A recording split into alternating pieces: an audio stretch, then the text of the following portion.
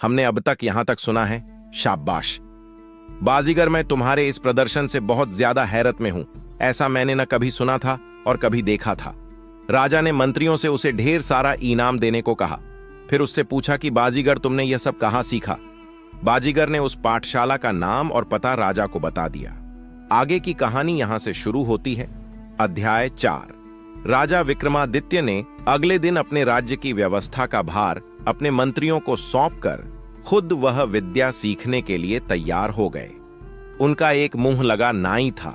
उसने राजा विक्रमादित्य से साथ चलने की जिद ठान ली। बोला, है राजन, मेरा आपके साथ जाना बहुत जरूरी है। वहां आपकी देखभाल कौन करेगा? आपके दाढ़ी और सिर के बालों को कौन काटेगा? आपकी तख्ती जिस पर आप वह ज्ञान सीख गए, उसे साफ कौन करेगा? ऐसे बहुत से काम हैं जिनके लिए मेरा साथ होना बहुत जरूरी है। विक्रमादित्य को लगा कि इसे साथ ले चलने में क्या बुराई है। एक से भले दो रहेंगे तो ठीक रहेगा। उन्होंने नाई को साथ चलने की इजाजत दे दी। बोले, अपने घर जाकर अपने कपड़े वगैरह बांध लो, वहां हमें लंबा समय लग सकता है। नाई खुशी खुशी अपने घर चला गया। इधर विक्रमादित्य अपनी रानी के पास गए, उन्हें सारी बात समझाई। बोले, मुझे वापस आने में 1 महीना लग सकता है, इसलिए मैं तुम्हें एक गोपनीय शब्द बता रहा हूं। जब भी मैं लौट कर आऊं, तुम मुझसे यह गोपनीय शब्द जरूर पूछना। यदि मैं नहीं बता पाऊं तो समझ जाना मैं नहीं, मेरा रूप रखकर कोई और आया है, क्योंकि जो विद्या मैं सीखने जा रहा हूं निश्चित वह माया जाल भरी है। इसीलिए मैंने पहले ही तुम्हें आगाह कर दिया। रानी विक्रमादित्य की बात समझ गई। अगले दिन प्रातः राजा और उनका मुंह लगा नाई विद्या अर्जन करने निकल पड़े। जादू के उस विद्यालय में पहुंचकर दोनों ने अपना परिचय एक शिष्य के रूप में दिया और जादू सीखने की तीव्र इच्छा जाहिर की। वहां जो शिक्षक था वह विक्रम को जादू सिखाने को राजी हो गया। शिक्षक ने कहा कि आप कौन सी विधा सीखना पसंद करोगे? मेरे पास अनेक विधाएं हैं, उनमें से कोई भी एक विधा सीखने में 2 महीने का समय लगता है। इसलिए आपको सारी विधाएं सीखनी हैं, तो हर विधा के लिए आपको 2 महीने खर्च करना पड़ेगा। एक समय में मैं केवल एक विधा सिखाता हूं। अब आप सोच ले कौन सी विधा को सीखना है। राजा विक्रम कुछ देर सोचते रहे, फिर बोले, मुझे तो बस पर काया गमन की विधा ही सीखनी है। ठीक है, तुम्हारी विधा कल से शुरू होगी। आज आराम करो, मैं तुम्हारे रहने का आवाज दिखा देता हूं। इस विधा के लिए तुम्हें मुझे हर रोज 1 स्वर्ण मुद्रा देनी होगी। उस शिक्षक ने विक्रम को समझाया। मुझे मंजूर है गुरुदेव, आप मेरी शिक्षा को कल से शुरू करो। विक्रमादित्य ने कहा।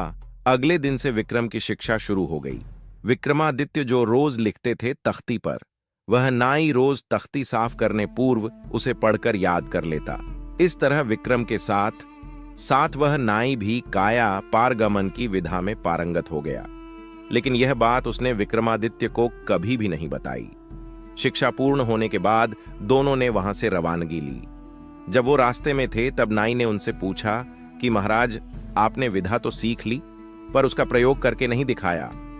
विक्रमादित्य बोले, यह विधा तभी प्रयोग की जा सकती है जब कोई मरा हुआ जीव मिल जाए या कोई भी मृत मनुष्य मिल जाए। तभी सामने रास्ते एक ओर उन्हें हाथी मरा दिखाई पड़ गया।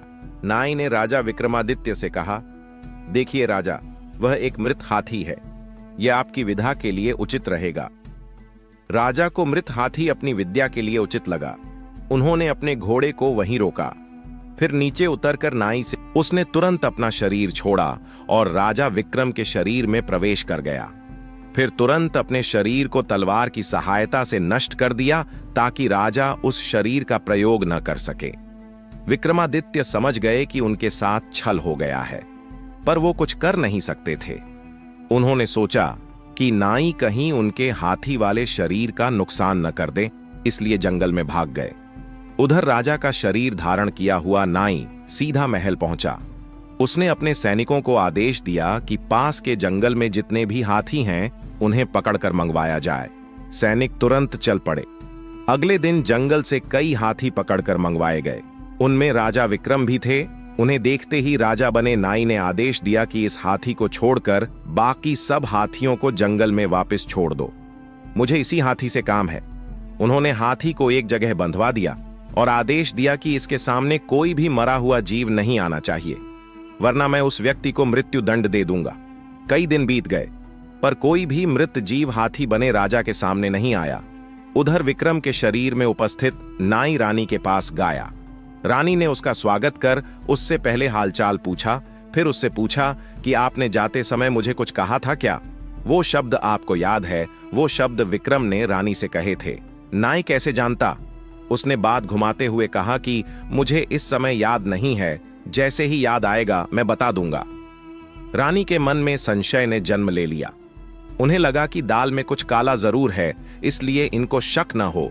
इस तरह की बातें मुझे इनके सामने करनी होगी। रानी बोली, हे स्वामी, मैंने आपके बताए विधि के अनुसार 1 माह का चंद्रायण व्रत किया हुआ है। आपको पता कि इस दौरान मैं आपका संसर्ग नहीं कर सकती, इसलिए इस अवधि के लिए मुझे क्षमा करना। राजा बने नाई ने सोचा, मुझे जल्दबाजी नहीं करनी चाहिए, वरना मेरी पोल खुल सकती है। वैसे भी रानी को मैंने वह बात नहीं बताई, इसीलिए मैं उसकी दृष्टि में संशय में हूं। 1 महीने की बात है, उसके उपरांत यह मेरे पास ही आएगी। वह बोला, कोई बात नहीं रानी, धार्मिक कार्यों में विघ्न मैं भी डालना नहीं चाहता, अतः तुम पूरी निष्ठा के साथ अपने व्रत को करो। फिर वह वहां से चला आया। इधर एक बाज के मुख से छूटकर एक मृत तोता हाथी के सामने गिर गया। तोते के गिरते ही राजा ने हाथी का शरीर छोड़ उस तोते के शरीर का चयन कर लिया। वहां उड़कर जंगल में चले गए। सैनिकों ने जाकर जब यह बात राजा बने नाई को बताई तो उसने माथा पीट लिया। उसने वहां पर नियुक्त सभी प्रहरियों को कारागार में डाल दिया। राजा के अधीनस्थ मंत्री बने हतप्रद हो गए। वो सोचने लगे कि आज राज विक्रमादित्य ने यह क्या किया। विक्रमादित्य तो बहुत ही न्यायप्रिय शासक है, फिर उन्होंने ऐसा निर्णय क्यों लिया? एक बार उन्हें उन प्रहरियों की जरूर सुननी थी, यह राजा का आदेश था, इसलिए कोई कुछ कह भी नहीं सकता था। राजा विक्रमादित्य अब तोते के शरीर में थे। वो उड़ते हुए एक जंगल में पहुंचे जहां तोतों का बड़ा झुंड रहता था। राजा बने नाई ने यह घोषणा करवा दी कि यदि कोई मुझे मुर्दा या जिंदा तोता लाकर देगा तो उसे मैं हर तोते के हिसाब से 2 स्वर्ण मुद्रा दूंगा। मुद्रा बहुत ज्यादा थी, 2 स्वर्ण, इसलिए लोग रोज तोते लाकर राजा के कर्मचारियों को देते, बदले में स्वर्ण मुद्रा ले जाते। एक दिन एक बहेलिये ने उसी जंगल में जाल बिछाया जहां विक्रमादित्य और तोतों का झुंड रहता था। बहेलिये के बिछाए जाल में सारे तोते फंस गए, साथ में राजा विक्रमादित्य खुद भी फंस गए। सबने बहुत प्रयास किया जाल से बाहर निकलने का, पर सब बेकार गया। तोता बने विक्रमादित्य ने उन्हें बताया कि मेरे पास एक तरकीब है, यदि तुम लोगों को उचित लगे तो मानना। तब सबने उनसे तरकीब बताने को कहा। राजा ने बताया कि जैसे ही बहेलिया आएगा हम सब सांस खींचकर मृत होने का नाटक करेंगे। जैसे ही वह हमें जाल से निकालकर फेंकेगा, मरा हुआ समझकर हम सब ऊँग जाएंगे।